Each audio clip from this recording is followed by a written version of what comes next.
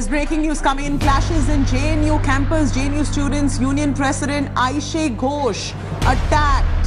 JNU SU alleges ABVP workers are beating up students after storming Sabarmati Hostel and other hostel.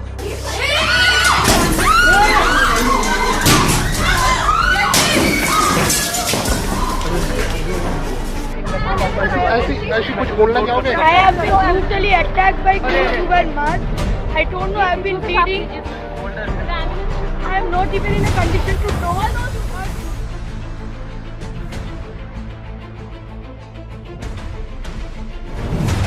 या नकाबपोश गुंडों का यह दल आराम से हमले के बाद लाठी डंडे के साथ टहलता हुआ जेएनयू से निकल गया। ना जेएनयू की अपनी सुरक्षा टीम नजर आई, ना पुलिस नजर आई।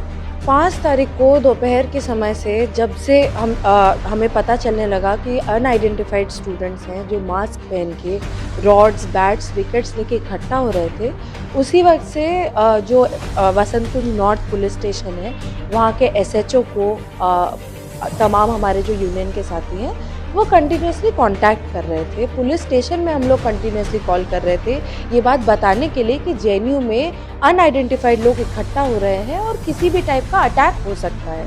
लेकिन फिर भी हम देखते हैं कि एबीवीपी के स्टूडेंट्स लार्ज नंबर्स में तमाम डिफरेंट गेट से घुसते हैं कैंपस में, कैंपस के प्रोफेसर्स को मारते हैं, कैंपस के स्टूडेंट्स को मारते हैं और पूरे समय पुलिस एकदम म्यूट स्पेक्टेटर्स की तरह देखती रहती है। पूरा अटैक जब ऑर्केस्ट्रेट किया जा रहा था पुलिस मौजूद थी कैंपस में, पुलिस साबरमती ढाबा पे मौजूद थी जिस साबरमती हॉस्टल में अटैक किया है एबीवीपी।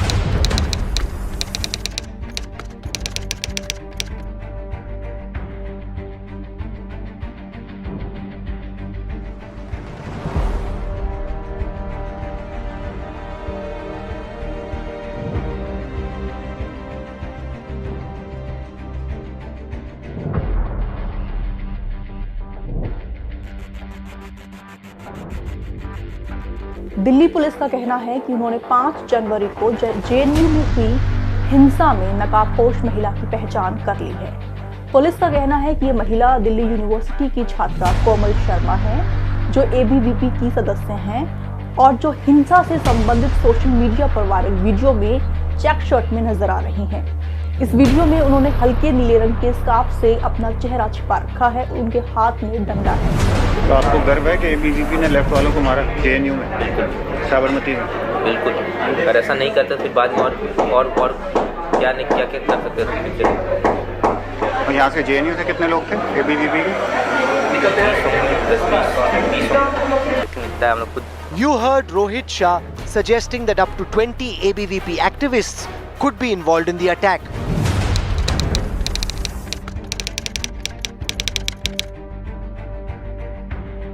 जेएनयू में नकाबपोश आ सकते हैं तो वो अब कहीं भी आ सकते हैं। उनके चेहरे पर नकाब चढ़ा था, मगर आप दर्शकों के चेहरे पर तो नकाब नहीं है। रात के अंधेरे में लाठी, डंडे और लोहे के रॉड के साथ जब अपराधी नकाब ओढ़ लें तो आप अपना टॉर्च निकाल कर रखिए। अपराधी तो नहीं ढूंढ पाएंगे, कम से कम रात के अंधेरे में पलंग के नीचे कहीं कोने में दुब के उस लोकतंत्र को ढूंढ पाएंगे जिसे हिंसा की इन तस्वीरों के जरिए खत्म किया जा रहा है। आपके भीतर से जेएनयू को खत्म किया जा रहा है। Everything began in 2019 October when the JNU administration came up with the anti-student hostel manual, where the hostel fees were increased in leaps and bounds, and also we were scrapped off some of and most of our freedoms to roam around outside in the campus, inside the campus freely, or to study in the library until the dawn. All these freedoms were scrapped. So we did what we should do at this point of time. We protested.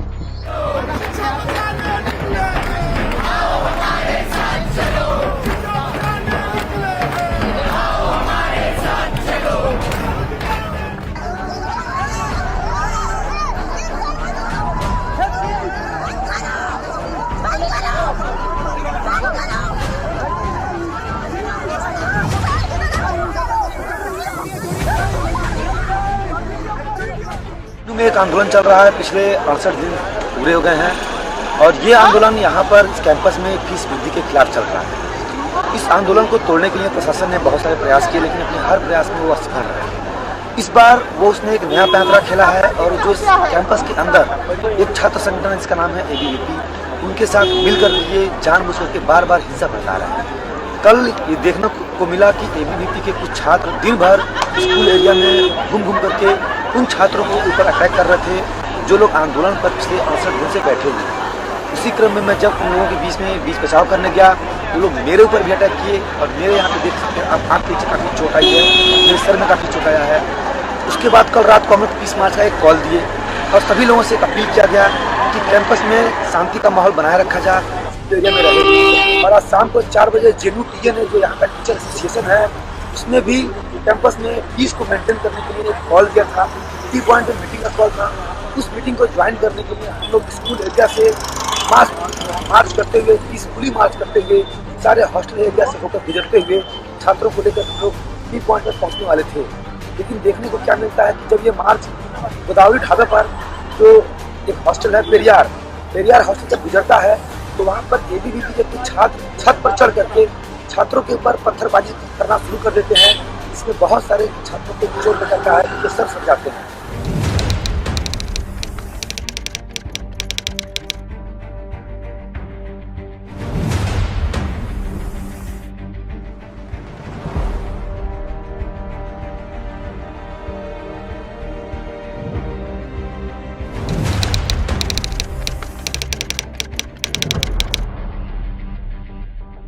Admin की जो मंशा है basically कि JNU जैसे संस्थान को या JNU जैसे कैंपस में जहां पढ़ाई लिखाई एक इस ढंग से कराई जाती है जहां एक छात्र की अपनी एक क्रिटिकल थिंकिंग और रीजनिंग डेवलप हो सके और वो देश दुनिया और तमाम किताबों से अपने आप को परिपूर्ण कर सके, पढ़ सके, जान सके, समझ सके अपने समाज को और अपने आप को भी। लेकिन ऐसी परिस्थिति ना बना करके लेकर के JNU VC ये चाहते हैं, हमारे VC साहब और सरकार का भी रवैया यही है कि ऐसे संस्थान जहां लोग बहुत ही ज़्यादा पढ़े लिखे, सवाल करने वाले, समझदार नागरिक, जागरूक नागरिक, जिम्मेदार नागरिक बन रहे हैं, वैसे कैंपसेस को ख़त्म कर दिया जाए।